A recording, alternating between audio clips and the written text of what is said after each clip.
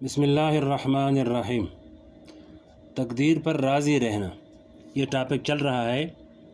مفتی تقی عثمانی صاحب فرماتے ہیں کہ میرے والد ماجد حضرت مولانا مفتی محمد شفیع صاحب رحمۃ اللہ علیہ کا انتقال ہوا تو مجھے اس پر بہت شدید صدمہ ہوا۔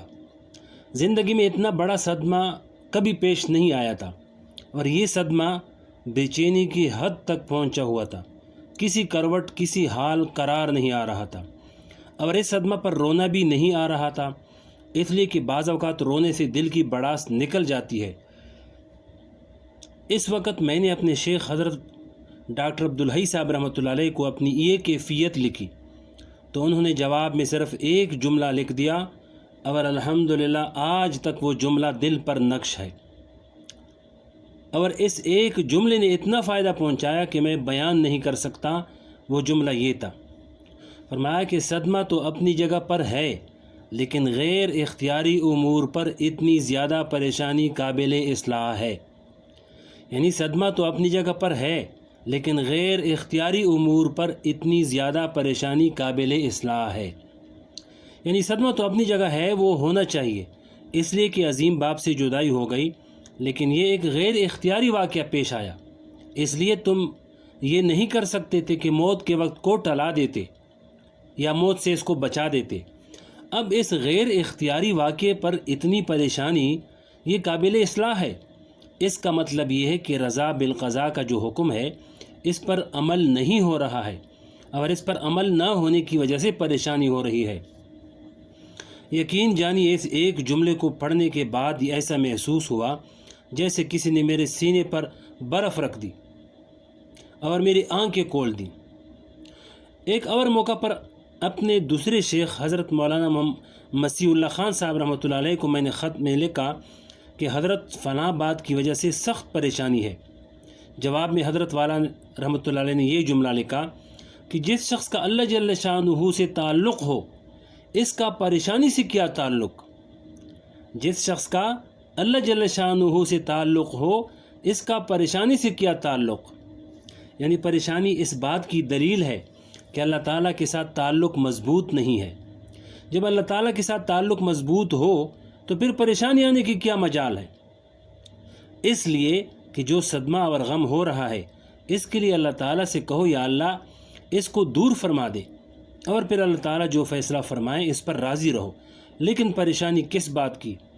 لہذا اگر رضا بالقضاء حال بن جائے اور جسم و جان کے اندر داخل ہو جائے تو پھر پریشانی کا گزر نہیں ہو سکتا۔ حضرت ذوالنون مصری رحمۃ اللہ علیہ سے کسی نے جا کر پوچھا کہ حضرت کیا حال ہے؟ فرمایا بڑے مزے میں ہوں۔ اور اس شخص کے مزے کا کیا پوچھتے ہو کہ اس کائنات میں کوئی واقعہ اس کی مرضی کے خلاف نہیں ہوتا، بلکہ جو واقعہ بھی پیش آتا ہے اس کی مرضی کے مطابق ہوتا ہے۔ یعنی ذوالنون مصری نے فرمایا کہ میری مرضی کے مطابق ہوتا ہے، لہذا دنیا کے سارے کام میری مرضی کے مطابق ہو رہے ہیں۔ سوال کرنے والے نے کہا کہ حضرت یہ بات تو انبیاء علیہ السلام کو بھی حاصل نہیں ہوئی کہ دنیا کے تمام کام ان کی مرضی کے مطابق ہو جائیں، آپ کو یہ کیسے حاصل ہوئی؟ جواب میں ذوالنون مصری رحمۃ اللہ نے فرمایا کہ میں نے اپنی مرضی کو اللہ کی مرضی میں فنا کر دیا ہے۔ جو اللہ کی مرضی وہ میری مرضی، اور دنیا کے سارے کام اللہ تعالیٰ کی مرضی سے ہوتے ہیں، اور میری بھی وہی مرضی ہے۔ اور جب سارے کام میری مرضی سے ہو رہے ہیں تو میرے مزے کا کیا پوچھنا؟ پریشانی تو میرے پاس بھی نہیں گزرتی۔ پریشانی تو اس شخص کو ہو جس کی مرضی کے خلاف کام ہوتے ہوں۔ کیا عجیب جملہ فرمایا۔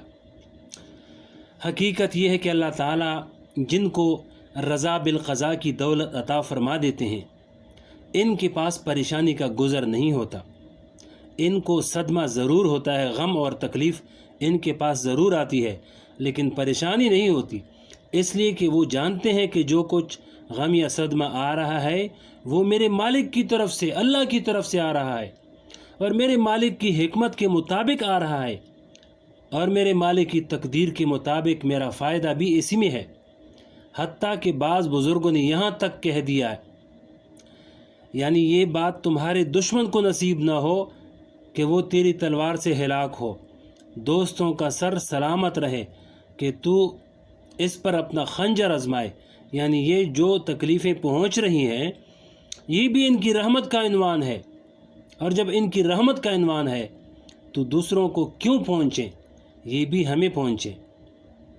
ایک مثال حکیم الامت حضرت مولانا اشرف علی تھانوی رحمۃ اللہ علیہ اس کی ایک مثال دیتے ہوئے فرماتے ہیں کہ ایک شخص آپ کا محبوب ہے، اس سے آپ کو انتہا درجہ کی محبت ہے، اور اس محبوب کے دور ہونے کی وجہ سے بہت عرصہ سے اس سے ملاقات نہیں ہوئی۔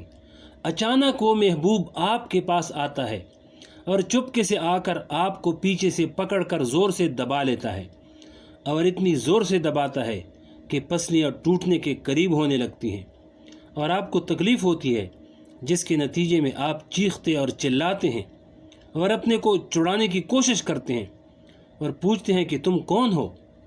وہ جواب میں کہتا ہے کہ میں تمہارا فلاں محبوب ہوں، اگر تمہیں میرا یہ دبانا پسند نہیں ہے تو میں تمہیں چھوڑ دیتا ہوں اور تمہاری رکیب کو دبا لیتا ہوں۔ اگر تم عاشق صادق ہو تو یہی جواب دو گے کہ میرے رکیب کو مت دبانا بلکہ مجھے ہی دباؤ، اور زور سے دباؤ، اور یہ شعر پڑھو گے۔ فارسی کا شعر ہے۔ فرمایا کہ اللہ تعالیٰ اپنے فضل سے ہمیں یہ ادراک عطا فرما دے کہ یہ تکلیفیں بھی اللہ تعالیٰ کی رحمت کا عنوان ہے، لیکن ہم چونکہ کمزور ہیں اس لیے ہم ان تکالیف کو مانگتے نہیں ہیں، لیکن جب وہ تکلیف آ گئی تو ان کی حکمت اور فیصلے سے آئی ہے، اس لیے وہ ہمارے حق میں بہتر ہے۔ ہمارے بس کا یہ کام نہیں ہے کہ ہم ان تکالیف کو مانگیں، لیکن جن کو ان تکالیف کی حقیقت کا ادراک ہوتا ہے وہ بعض اوقات مانگ بھی لیتے ہیں۔ چنانچہ بعض صوفیاء کرام سے مانگنا منقول ہے، خاص کر وہ تکلیف جو دین کے راستے میں پہنچے، اس کو تو عاشقان صادق نے ہزارہا تکالیف پر مقدم اور افضل قرار دیا ہے۔ اس کے بارے میں یہ شعر کہا، فرمایا کہ تیری عشق کے جرم میں لوگ مجھے مار رہے ہیں اور گھسیٹ رہے ہیں، اور ایک شور برپا ہے، آ کر دیکھ کہ تماشے کا کیسا شاندار منظر ہے۔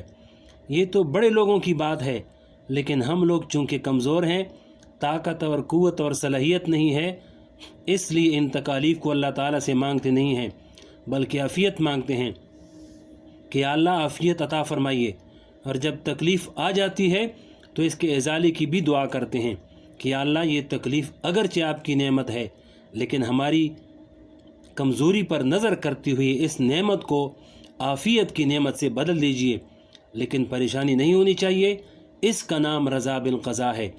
تقدیر پر ایمان تو سب کا ہوتا ہے کہ جو کچھ تقدیر میں لکھا تھا وہ ہو گیا، لیکن اس عقیدے کو اپنی زندگی کا حال بنانا چاہیے۔ حال بنانے کے بعد انشاءاللہ پریشانی پاس نہیں بٹکے گی۔ چنانچہ آپ نے اللہ والوں کو دیکھا ہوگا کہ ان کو آپ کبھی بےتاب اور بے چین اور پریشان نہیں پائیں گے۔ ان کے ساتھ کیسا ہی بڑے سے بڑا ناگوار واقعہ پیش آ جائے، ان پر ان کو غم تو ہوگا، لیکن بےتابی اور بے چینی اور پریشانی ان کے پاس بھی نہیں گزرتی، اس لیے کہ وہ جانتے ہیں کہ اللہ تعالیٰ کا فیصلہ ہے، اس پر راضی رہنا ضروری ہے۔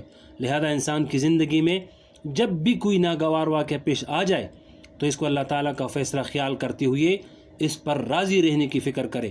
غم، صدمہ اور پریشانی کا یہی علاج ہے، اور ایسا کرنے سے اس کو اعلیٰ درجے کا صبر حاصل ہو جائے گا، اور صبر وہ اعلیٰ عبادت ہے جو ساری عبادتوں سے بڑھ کر ہے۔